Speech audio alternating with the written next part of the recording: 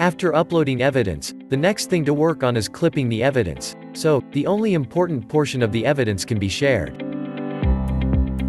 VIDIZMO provides its users with the ability to clip the evidence. Using this functionality, you can trim away unwanted or irrelevant parts of the evidence at the beginning or end of the clip, or both. In this video, we will be looking at clipping unwanted parts of evidence in VIDIZMO Digital Evidence Management. From the portal's homepage, click on the overflow menu of the evidence that you want to clip and select Clip to proceed. Now select the clipping marker or select the start and end time of the evidence.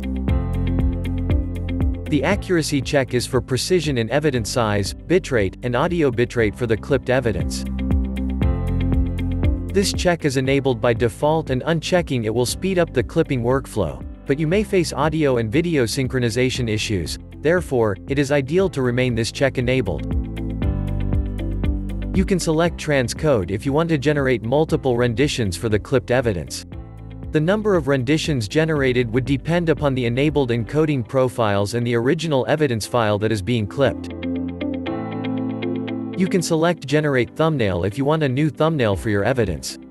If it is unchecked, the thumbnail from the original evidence file will be displayed on the clipped evidence.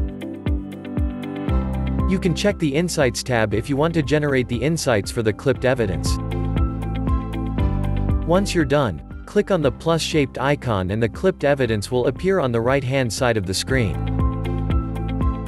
By the way, you can also edit and delete the selected clip. You can also add multiple clips from the same evidence using the clip marker or by selecting the start time and end times for each clip. VIDIZMO will stitch all these clips together in a single evidence file. Once you're done, click on Save and Close to replace the original clip with the edited clip. You can also select Save as New to keep the original evidence file and save the clipped evidence as a separate file on the portal. Well, that's all for this video. Check out some of our other guides to learn more about VIDIZMO Digital Evidence Management. Stay tuned until next time.